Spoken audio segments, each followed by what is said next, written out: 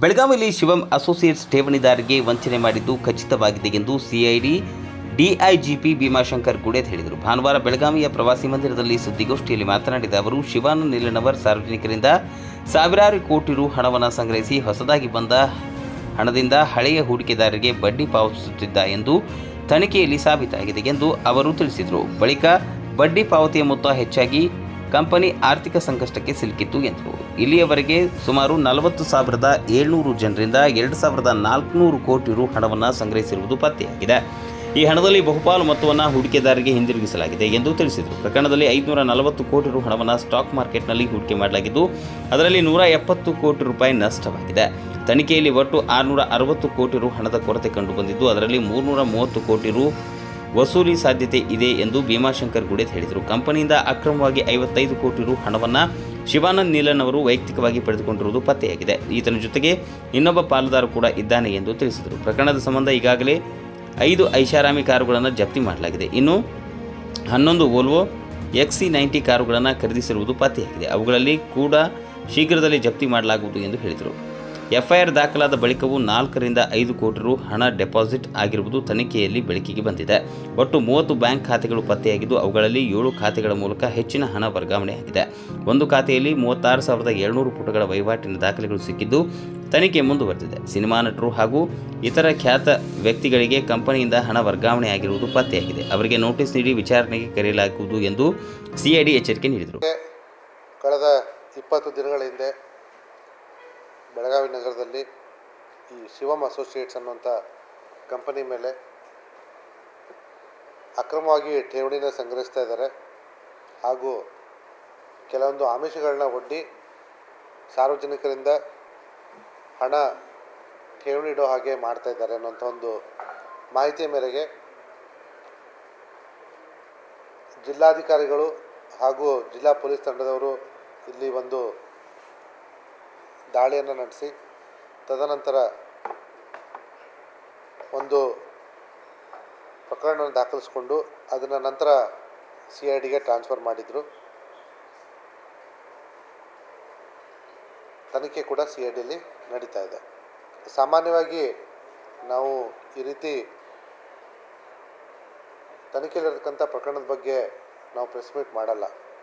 ಆದರೆ ಈ ಪ್ರಕರಣದಲ್ಲಿ ಮಾಡಲೇಬೇಕಾದಂಥ ಪರಿಸ್ಥಿತಿ ಬಂದಿದೆ. ಮುಖ್ಯವಾದ ಕಾರಣ ಏನಂತಂದರೆ, ಇವತ್ತಿಗೂ ಕೂಡ ಜನ ಅವರ ಶಿವಂ ಅಸೋಸಿಯೇಟ್ನ ಅಕೌಂಟ್ಗೆ ದುಡ್ಡು ಹಾಕ್ತಾ ಇದ್ದಾರೆ. ಈಗಾಗಲೇ ನಾವು ಪ್ರಕರಣ ದಾಖಲೆ ಮಾಡಿಕೊಂಡು ಆ ಕಂಪನಿ ಹಾಗೂ ಅವನ ವೈಯಕ್ತಿಕ ಬ್ಯಾಂಕ್ ಖಾತೆಗಳನ್ನ ಡೆಬಿಟ್ ಫ್ರೀಸ್ ಮಾಡಿಸಿರ್ತೀವಿ. ಆದರೆ ಇವನ ಅಥವಾ ಇತರ ತಂಡದವರಿಂದ ಈಗಾಗಲೇ ಜನ ಏನು ಇವ್ರನ್ನ ನಂಬಿಬಿಟ್ಟು ದುಡ್ಡು ಹಾಕಿದ್ದಾರೆ, ಅವರು ಮತ್ತೊಂದಿಷ್ಟು ಜನರಿಗೆ ಪ್ರೇರೇಪಣೆ ನೀಡಿ ದುಡ್ಡು ಹಾಕಿಸ್ತಾ ಇದ್ದಾರೆ.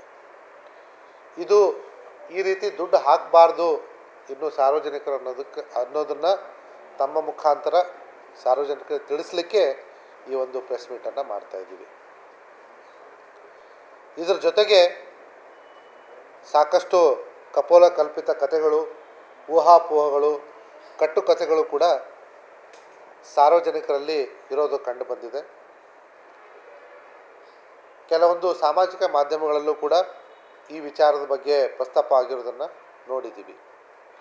ಏನು ವಿಚಾರಗಳು ಪ್ರಸ್ತಾಪ ಆಗಿದ್ದಾವೆ? ಈ ವ್ಯಕ್ತಿ ಶಿವಾನಂದ ನೀಲಣ್ಣವರ್ ಶಿವಂ ಅಸೋಸಿಯೇಟ್ಸ್ ವ್ಯಕ್ತಿ ಇಲ್ಲಿವರೆಗೂ ಸಾರ್ವಜನಿಕರಿಗೆ ಪ್ರತಿ ತಿಂಗಳು ತಪ್ಪದೆ ದುಡ್ಡನ್ನು ತಲುಪಿಸ್ತಾ ಇದ್ದ. ಆದರೂ ಕೂಡ ಯಾವುದೋ ದುಷ್ಪ್ರೇರಣೆಗೆ ಒಳಗಾಗಿ ಸರ್ಕಾರದ ಅಂಗಸಂಸ್ಥೆಗಳು, ಜಿಲ್ಲಾಧಿಕಾರಿ ತಂಡ ಆಗಿರ್ಬೋದು, ಪೊಲೀಸರು ಇವ್ರ ಮೇಲೆ ಕ್ರಮ ಕೈಗೊಂಡಿದ್ದಾರೆ, ಇದರ ವಿರುದ್ಧ ಪಿತೂರಿ ನಡೀತಾ ಇರುವಂಥ ಒಂದು ಮಾತು. ಇದ್ರ ಜೊತೆಗೆ ಕೆಲವೊಂದಿಷ್ಟು ಜನರು ಮಾಧ್ಯಮಗಳ ಮೇಲೂ ಕೂಡ ಗೂಬೆ ಕೂರಿಸುವಂಥ ಪ್ರಯತ್ನ ಮಾಡಿದ್ದಾರೆ. ಅವನು ಸರಿಯಾಗಿ ದುಡ್ಡು ಕೊಡ್ತಾ ಇದ್ದ, ಆದರೆ ನಿಮ್ಮಿಂದಾಗಿ ನಮಗೆ ಬರುವಂಥ ದುಡ್ಡು ನಿಂತು ಹೋಗಿದೆ ಅಂತೇಳಿ. ಸಾರ್ವಜನಿಕರು ಒಂದು ಮಾತನ್ನು ತುಂಬ ಚೆನ್ನಾಗಿ ಅರ್ಥ ಮಾಡ್ಕೊಳ್ಬೇಕಾದಂಥ ಅವಶ್ಯಕತೆ ಇದೆ. ಸಾಮಾನ್ಯವಾಗಿ ಈ ರೀತಿ ಸಾರ್ವಜನಿಕರಿಂದ RBI ಅವರಿಂದ ಪರ್ಮಿಷನ್ ತೆಗೆದುಕೊಳ್ಳದೆ ಠೇವಣಿ ತೆಗೆದುಕೊಳ್ಳೋದೇ ಕಾನೂನು ಬಾಹಿರ. ಅವನು ಅದನ್ನು ವೈಯಕ್ತಿಕ ಲೋನ್ ಅಂತ ಹೇಳಿ ನಿಮಗೆ ಬಾಂಡ್ ಕೊಟ್ಟಿರ್ಬೋದು, ಅದಕ್ಕೆ ವೈಯಕ್ತಿಕವಾಗಿ ಒಂದು ಚೆಕ್ಕನ್ನು ಗ್ಯಾರಂಟಿ ಕೊಟ್ಟಿರ್ಬೋದು. ಆದರೆ ಕಾನೂನಿನ ಪರಿಧಿಯಲ್ಲಿ ಇದನ್ನು ಠೇವಣಿ ಅಂತಲೇ ನಾವು ಪರಿಗಣಿಸ್ತೀವಿ. ಮತ್ತು ಈ ರೀತಿ ಠೇವಣಿಯನ್ನು ಸಾರ್ವಜನಿಕರಿಂದ ಸಂಗ್ರಹಿಸೋದು, ಅದು ಯಾವುದೇ ಹೆಸರಲ್ಲಿರ್ಬೋದು, ಲೋನ್ ಅಂತ ಆಗಿರ್ಬೋದು, ಬೇರೆ ಇನ್ಯಾವುದೋ ಹೆಸರಲ್ಲಾಗಿರ್ಬೋದು, ಮಾಡೋದು ತಪ್ಪು. ತಮಗೆ ಈಗಾಗಲೇ ಗೊತ್ತಾಗಿದೆ, ಕಳೆದ 2 ದಿನಗಳ ಹಿಂದೆ ಕೂಡ ಮತ್ತೊಂದು ಇದೇ ರೀತಿಯ ಪ್ರಕರಣದಲ್ಲೂ ಕೂಡ ನಮ್ಮ ಜಿಲ್ಲಾಧಿಕಾರಿಗಳು, ಜಿಲ್ಲಾ ಕಮಿಷನರ್ ತಂಡದವರು ಆಲ್ರೆಡಿ ದಾಳಿ ಮಾಡಿ ಪ್ರಕರಣವನ್ನು ದಾಖಲೆ ಮಾಡಿಕೊಂಡಿದ್ದಾರೆ. ಅದು ಕೂಡ ಶೀಘ್ರದಲ್ಲೇ CIDಗೆ ಬರಲಿದೆ. ಇಲ್ಲಿ ಬೇಸಿಕ್ ಕ್ವಶನ್ ಇರೋದು ಅದೇ, ಯಾರಾದರೂ ಠೇವಣಿ ಸಂಗ್ರಹಿಸಬಹುದಾ ಇಲ್ವಾ ಅನ್ನುವಂಥದ್ದು.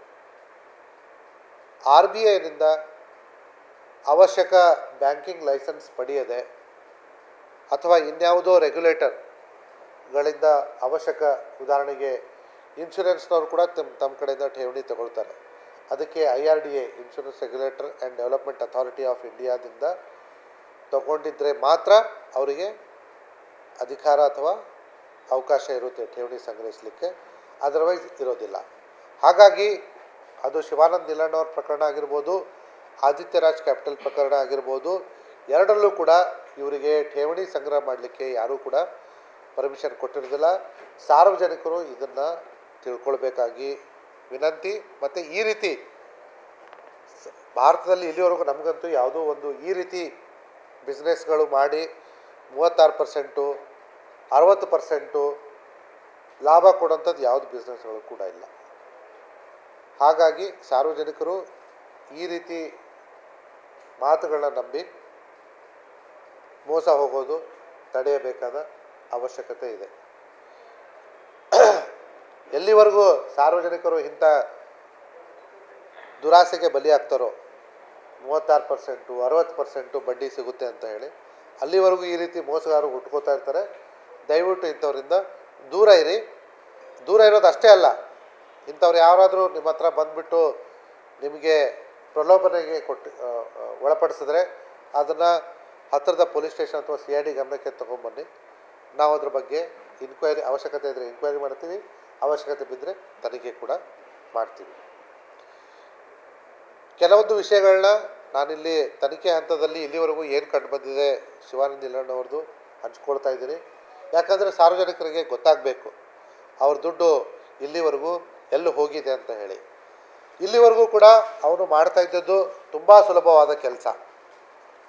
ಹೊಸ ದುಡ್ಡು ಯಾವುದು ಬರುತ್ತೋ ಆ ದುಡ್ಡನ್ನು ಹಳಬರಿಗೆ ಬಡ್ಡಿ ಮುಖಾಂತರ ಕೊಡ್ತಾ ಇದ್ದ. ಉದಾಹರಣೆಗೆ 2025ರಲ್ಲಿ ಅವನಿಗೆ 1000 ರೂಪಾಯಿ ಒಟ್ಟು ಠೇವಣಿ ಇದ್ದರೆ ಅವನಿಗೆ ಮುಂದಿನ ವರ್ಷ ಅಂದರೆ 2026 ಪ್ರತಿ ತಿಂಗಳು ಅವನು ಕೊಡಬೇಕಾದ ಮೊತ್ತ 360 ರೂಪಾಯಿ ಪ್ರತಿ ತಿಂಗಳು. 3% ಪರ್ ಮಂತ್ ಅಂತಂದರೆ 300 ರೂಪಾಯಿ, 30 ರೂಪಾಯಿ, 30 ರೂಪಾಯಿ, 1000ಕ್ಕೆ 30 ರೂಪಾಯಿ. ಈ ರೀತಿ ಪಾಂಜಿ ಸ್ಕೀಮ್ಗಳು ಎಲ್ಲಿವರೆಗೂ ನಡೀತವೆ ಅಂತಂದರೆ ಅದು 12 × 30 360 ರೂಪಾಯಿ. ಎಲ್ಲಿವರೆಗೂ ಅವನಿಗೆ ಹೊಸ ಠೇವಣಿ 360 ರೂಪಾಯಿ ಕ್ರಾಸ್ ಆಗುತ್ತೋ ಅಲ್ಲಿವರೆಗೂ ಈ ರೀತಿ ಸ್ಕೀಮ್ಗಳು ನಡೀತವೆ. ಉದಾಹರಣೆಗೆ ಇದೇ ಒಂದು ಪ್ರಕರಣದಲ್ಲಿ ಅವನು ಇಲ್ಲಿವರೆಗೂ ಸಾರ್ವಜನಿಕರಿಂದ ತನಿಖೆಯಲ್ಲಿ ಕಂಡುಬಂದ ಪ್ರಕಾರ 2400 ಕೋಟಿ ದುಡ್ಡನ್ನು ಸಂಗ್ರಹ ಮಾಡಿದ್ದಾನೆ. 400 ಕೋಟಿ. ಇದರಲ್ಲಿ ಸುಮಾರು ದುಡ್ಡನ್ನು ಅವನು ಸಾರ್ವಜನಿಕರಿಗೆ ಹಿಂತಿರುಗಿಸಿರೋದು ನಿಜ. ಆದರೆ ಸಾರ್ವಜನಿಕರಿಂದ ಸಂಗ್ರಹಿಸಿರ್ತಕ್ಕಂಥ ಹಣವನ್ನು ಇವನು ಯಾವುದೋ ಒಳ್ಳೆಯ ಬಿಸ್ನೆಸ್ಸು ಅಥವಾ ವಹಿವಾಟಿನಲ್ಲಿ ತೊಡಗಿಸಿ ಅದರಿಂದ ಬಂದಂಥ ಲಾಭಾಂಶದ ಹಣವನ್ನು ಸಾರ್ವಜನಿಕರಿಗೆ ಮರಳಿ ಕೊಟ್ಟಿರುವಂಥದ್ದು ಅಲ್ಲ. ಉದಾಹರಣೆಗೆ ಇವರು ಮೊದಲನೇ ಡೆಪಾಸಿಟ್ ಇದ್ದರೆ, ಹೊಸದಾಗಿ ಇವರು ಡೆಪಾಸಿಟ್ ಮಾಡಿದರೆ ಇವ್ರ ದುಡ್ಡು ಅವರಿಗೆ 3% ಲೆಕ್ಕಾಚಾರದಲ್ಲಿ ಹೋಗಿರುತ್ತೆ. ಇದು ಬಿಟ್ಟು ಅವನು ಕೆಲವೊಂದು ಬಿಸ್ನೆಸ್ಸಲ್ಲಿ ತೊಡಗಿಸ್ಕೊಂಡಿರೋದು ನಿಜ, ಆದರೆ ಯಾವುದೂ ಕೂಡ ಅವನಿಗೆ ಲಾಭಾಂಶ ಕೊಟ್ಟಿಲ್ಲ. ಉದಾಹರಣೆಗೆ ಅವನು ಸುಮಾರು 540 ಕೋಟಿಯಷ್ಟು ಹಣವನ್ನು ಸ್ಟಾಕ್ ಮಾರ್ಕೆಟಲ್ಲಿ ಹೂಡಿಕೆ ಮಾಡಿದ್ದ. ಆದರೆ ಅದರಲ್ಲಿಯೇ ಅವನು 170 ಕೋಟಿ ಹಣವನ್ನು ಕಳೆದುಕೊಂಡಿದ್ದಾನೆ. 170 ಕೋಟಿ. ಹೀಗೆ ಅವನು ಬೇರೆ ಬೇರೆ ಬಿಸ್ನೆಸ್ಗಳು ಕೂಡ ಕೈ ಸುಟ್ಕೊಂಡಿದ್ದಾನೆ. ಆದರೂ ಕೂಡ ಅವನು ಹೇಗೆ ದುಡ್ಡನ್ನು ಸಾರ್ವಜನಿಕರಿಗೆ ವಾಪಸ್ ಕೊಡ್ತಾ ಇರುವಂಥದ್ದು ಸಾರ್ವಜನಿಕರ ಪ್ರಶ್ನೆ ಆಗಿದೆ. ತಮ್ಮಲ್ಲೂ ಕೂಡ ಕೆಲವರಿಗೆ ಪ್ರಶ್ನೆ ಸಂದೇಹ ಬಂದಿರೋದು ನಿಜ. ಈಗಾಗಲೇ ಹೇಳಿದಾಗೆ ಹಳೆ ಠೇವಣಿದಾರರಿಗೆ ಹೊಸಬರು ಕೊಟ್ಟಿರ್ತಕ್ಕಂಥ ಠೇವಣಿಯನ್ನು ಪ್ರತಿ ತಿಂಗಳು 3% ರೀತಿಯಾಗಿ ಕೊಡ್ತಾ ಇದ್ದ. ಒಂದು ಸಿಂಪಲ್ ಎಕ್ಸಾಂಪಲ್ ಕೂಡ ಕೊಟ್ಟೆ. ಹೀಗಾಗಿ ಅವನು ಸರ್ವೈವ್ ಹಾಕ್ಕೊಂಡು ಬಂದಿದ್ದ. ಆದರೆ ಇದು ಯಾವಾಗಲಿದ್ರೂ ಕೂಡ ಒಂದು ದಿವಸ ಒಡೆದು ಹೋಗುವ 100% ಖಚಿತ ಚಾನ್ಸಸ್ನೂ ಅಲ್ಲ, 100% ಇದು ಆಗೇ ಆಗುತ್ತೆ. ಯಾಕಂದರೆ ಒಂದು ಟಿಪ್ಪಿಂಗ್ ಪಾಯಿಂಟ್ ಬರುತ್ತೆ, ಒಂದು ಥ್ರೆಶೋಲ್ಡ್ ಪಾಯಿಂಟ್ ಬರುತ್ತೆ. ಪ್ರಕರಣದಲ್ಲಿ ಮಹಾರಾಷ್ಟ್ರ ರಾಜ್ಯದ ಹೂಡಿಕೆದಾರರ ಸಂಖ್ಯೆ ಹೆಚ್ಚಿರುವ ಹಿನ್ನೆಲೆಯಲ್ಲಿ ಅಲ್ಲಿನ ಪೊಲೀಸರ ಸಹಕಾರದೊಂದಿಗೆ ತನಿಖೆ ಮುಂದುವರೆದಿದೆ. ವಸೂಲಿ ಪ್ರಕ್ರಿಯೆ ಪೂರ್ಣಗೊಂಡ ಬಳಿಕ ಬಡ್ಸ್ ಕಾಯ್ದೆ ಮುಖ್ಯಸ್ಥ ಆದಿತ್ಯ ಅಮ್ಲಾನ್ ಬಿಸ್ವಾಸ್ ಅವರಿಗೆ ಹಣ ಹಸ್ತಾಂತರಿಸಲಾಗುವುದು. ನಂತರ ಸಾರ್ವಜನಿಕರಿಗೆ ಹಣ ಮರುಪಾವತಿ ಮಾಡಲಾಗುವುದು ಎಂದು ಡಿಐಜಿಪಿ ತಿಳಿಸಿದರು. Vinod Kolkar, KMM news, Belagavi.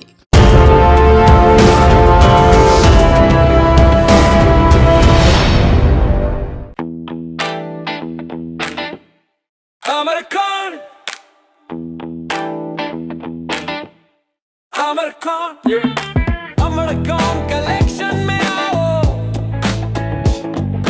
नई वैरायटी यहाँ पाओ, सबके लिए कपड़े हैं खास, अमरकॉन में खुशियाँ हैं पास, अमरकॉन। अमरकॉन कलेक्शन, खड़े बाजार, बेलगाम।